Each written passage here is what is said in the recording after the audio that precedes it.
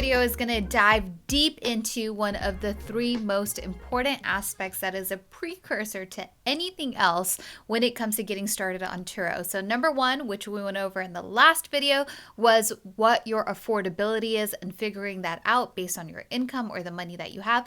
Number two, that we are going to dive deep into today, is figuring out what car actually performs in your market that can yield a profit for you that also falls into your affordability price range. So extremely crucial and important. And then the next video following this one is going to be, well, how do you actually go out into the real world and make sure that you purchase that vehicle that's going to perform and is within budget at the price that you need it at. So these are the three core elements to avoid getting yourself into any sort of like financial liability to where you can't afford that car payment and then just end up in a very risky position. So this is super important.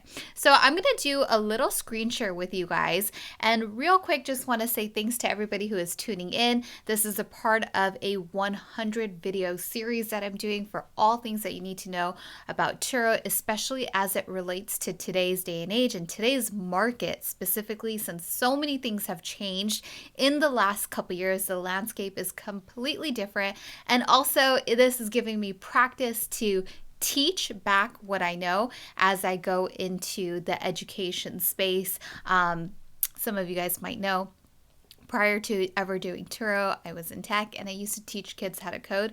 So that is a huge passion of mine that I'm getting back into. And this is kind of just helping me practice, kind of become a teacher again. The kids always used to call me Miss S. So I'm just really trying to, get into that mode again. So thank you.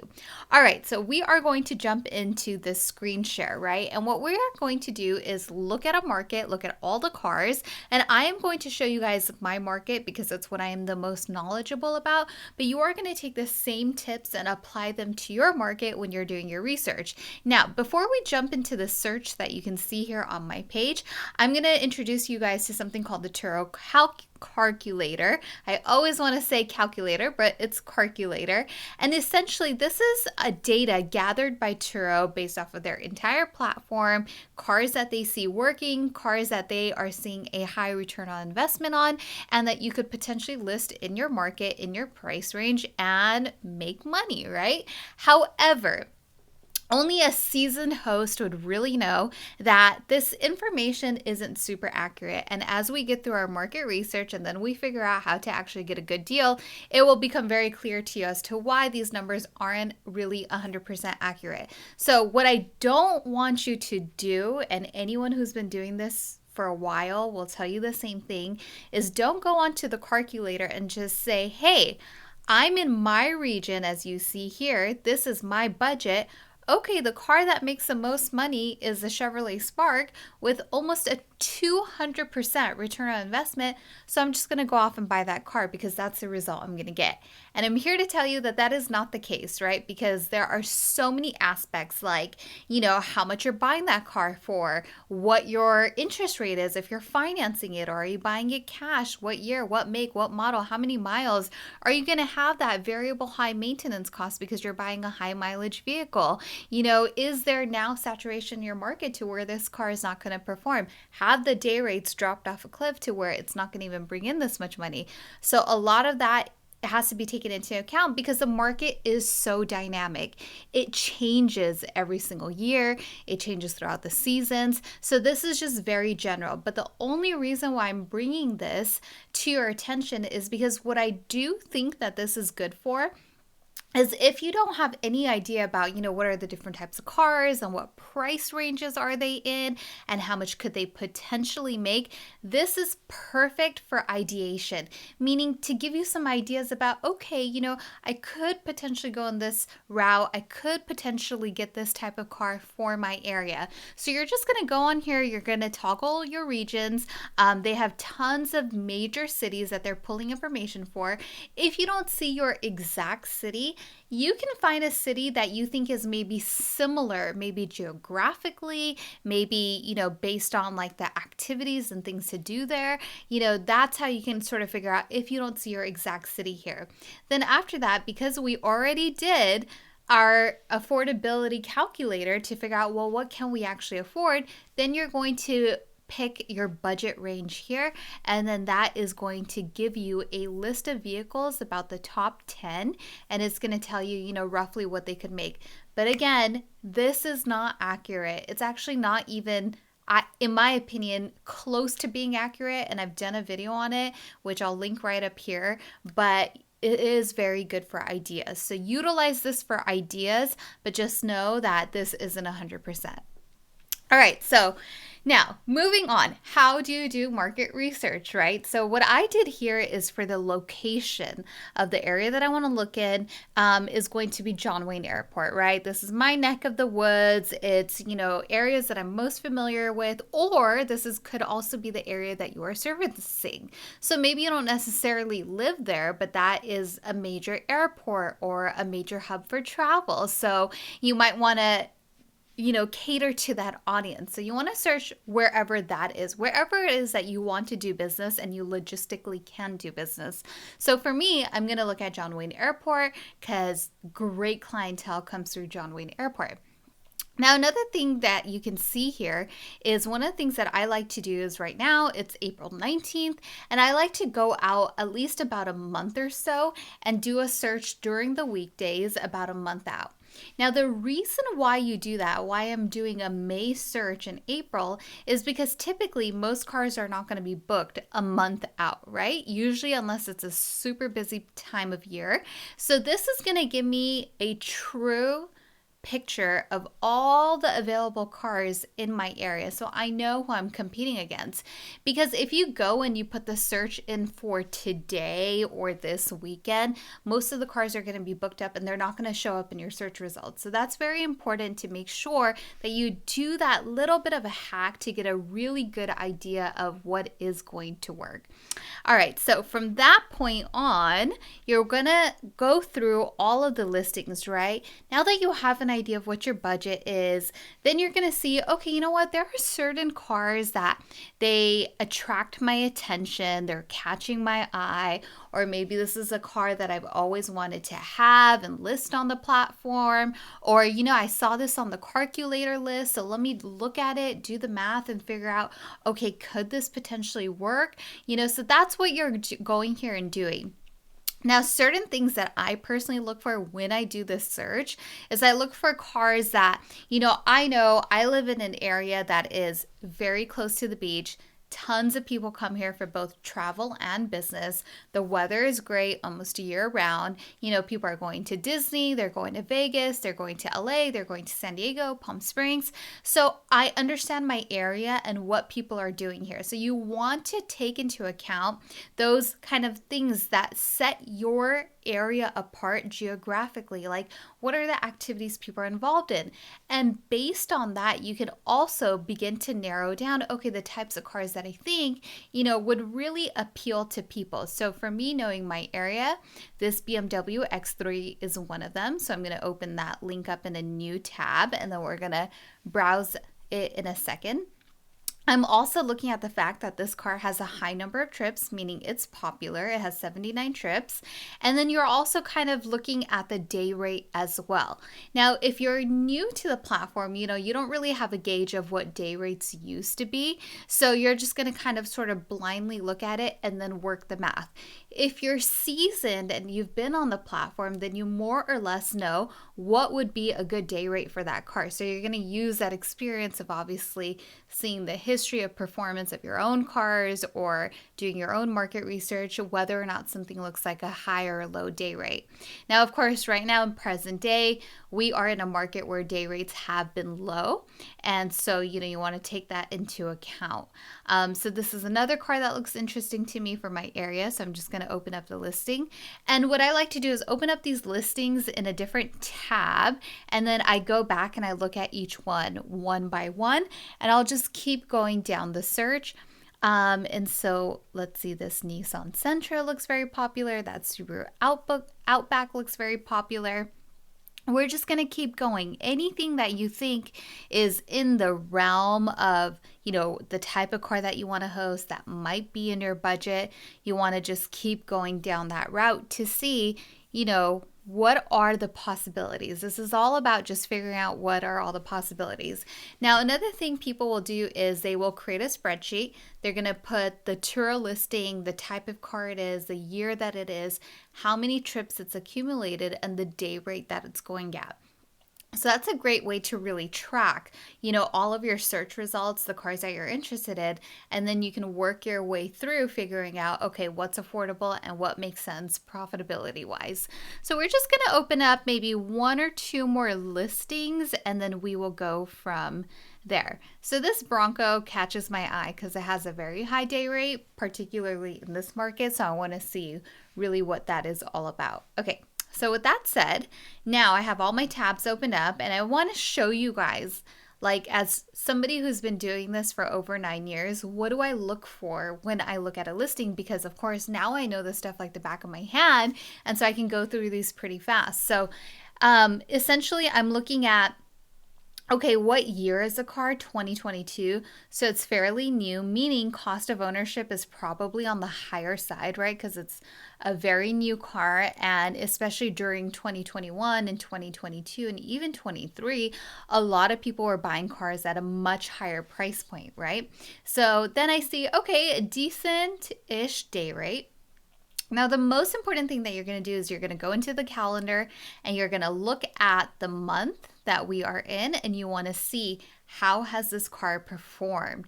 Now here you can see the days that are crossed off. In most scenarios means that is when the car has a booking. Now, there is a scenario in which a day could be crossed off, and that could just mean because the host has marked it unavailable.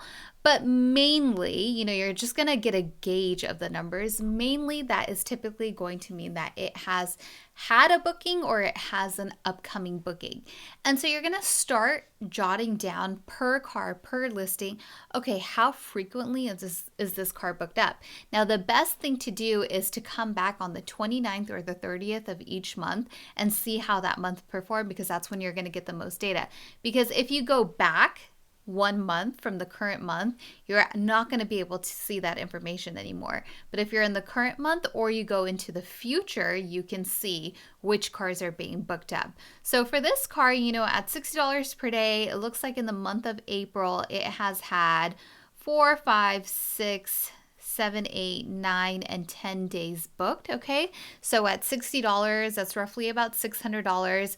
Again, we're doing very rough math for just this moment, right? Because it's just giving us a rough gauge of how things work. Now, later, we will go into a very specific formula and figure out, okay, this is actually how you figure out how much somebody is potentially making, and then you work from there. Because the thing that we have to take into account, which we will discuss later, is host protection plans, meaning what cut of your revenue did you sign up for to give to Turo, because there are different plans. And that is going to dictate your profitability on the platform. So that is something to really consider. So while his gross take home so far, gross means before any fees, is $600, you have to estimate that the net is going to be some lower amount than that, maybe around 500 or so, depending again on what host protection plan he's on. So we are just doing real rough mental math right now just to see how a car is performing. Now you're going to go through and you're going to do this with all of the listings. Let me zoom into this for you guys so that you can see. Now this is a Subaru Outback 2019. It's going for $33 per day. We're going to see, well, how did the month of April perform? I'm going to zoom into this for you guys. And, April looks pretty promising. So here we can count 1, 2, 3, 4, 5, 6, 7, 8, 9, 10, 11, 12, 13, 14, 15, 16, 17, 18 days. So roughly about 18 days, if not some more, which, that's pretty decent utilization. Now, real quick, if you're like, wow, this car is getting a lot of days booked up, but is it profitable at $33? And if your answer is, I don't know, what we need to figure out is, well, what is the cost of ownership for a 2019 Subaru Outback? Okay, so we're just going to get some real rough information here, how much one of these go for. So it looks like, right off the top, we're seeing about 22, 23,000. And probably if you go to one of these larger car websites, retailers, online retailers, you can probably find some better deals. So let's just shop now. I should have probably gone to Edmunds, but all right, here we are. So we're seeing a 2019 Outback for 22,000, has about 50,000 miles on it, 29,000. So it's going to vary, right? And that's all based on mileage. But here's one where we're looking at a little over $19,000 with over 58,000 miles on it, and the estimated monthly payment being $325. So just to do some math, like I like to just really quickly figure out, okay, can this even be in the realm of possibility? If this host had their car so far rented out at $18 or 18 days out of the month for $33, that is roughly about $594 in revenue so far. And if your payment is $325, let's say you have insurance on top of that, and let's say your spend is about $400 per month, then this host might be in revenue with potentially a few more days available on their calendar to book, which could mean that it could be slightly profitable, again, just based on what your cost of ownership ends up being. So that's how you go about this. Is real quick. I just did that in a couple minutes just to figure out, okay, is something like this really in the realm of possibility? Could it make money? Or after having insurance and potentially maintenance cost, are you going to end up in a position where it's just break even or potentially losing money? So those are all the things that you want to consider, and how you can very quickly go through listings and figure out, okay, possibility, not a possibility, possibility, not a possibility. So you're going to just keep doing that again and again. Now I'm going to round this video out with just a few more tips of what to look at when you're looking at listings and looking for potential cars that could work in your area. So we've seen, okay, we're looking at number of trips, we're looking at what year the car is, we looked at the day rate right here, and then now, we're looking at the calendar. Okay, so this Nissan is doing pretty good. And if we want even more information as to, how is this car performing in other months previously, another thing that you can do is really go through the reviews section and look at the date that the reviews are left, right? That's also going to give you an idea of booking frequency, meaning how often in a month is this car being booked? And if the average booking is 2 to 3 days, then you can also sort of gauge, okay, typically in a month this car is going out for 15 to 20 days. That's pretty good. So those are the things that you're looking for. And just here real quick, in the month of March, we see 1, 2, 3, 4, 5. We see 5 bookings, okay, which is actually really great. So if you have 5 bookings on average of, 3 days, if not more, I think probably you're looking at least minimum 15 to 20 days booked on the calendar in the month of March, which isn't too far off from the 18 that we counted in April. So you want to see that. Now, another thing is you want to remember to just fast forward 1 month, because you can typically see if there's any future bookings. Now here, we don't see any bookings for May just yet, but we still have about 2 weeks to go in April. But typically, if you see bookings that are 2 to 3 weeks out, that is usually a sign of a strong market where there is a lot of demand. So that's always a great thing to take note of is, hey, this car seems to be performing well, it has future bookings, and that's a good sign. So that's definitely a note that you want to take. Now, I'll say that you will probably want to come up with a list of at least 6 cars minimum, if not like 10, that you could potentially buy. They're within your range. They seem like they make money in your area. And then we are going to go into, okay, well, how do you figure out, how profitable it could be? So then you can kind of work the math backwards and figure out, okay, I actually need to be able to buy this car at $19,000 so that my payment stays under $300, and so that it makes me profitable even in a worst case scenario when the month can go slow, right? So you always want to make sure that you are protecting any downside risk that you might potentially have. So on that note, one of the things that I've put together throughout the years is something I call a car buying guide to maximize your Turo profits. It's completely free. It's available on my website, powerhost.club. So you can go over there. The link is down in the description. Download that car buying guide because it's specifically, I designed it based on all the cars that I purchased, right, which is close to almost 50 in the 9 years that I did this.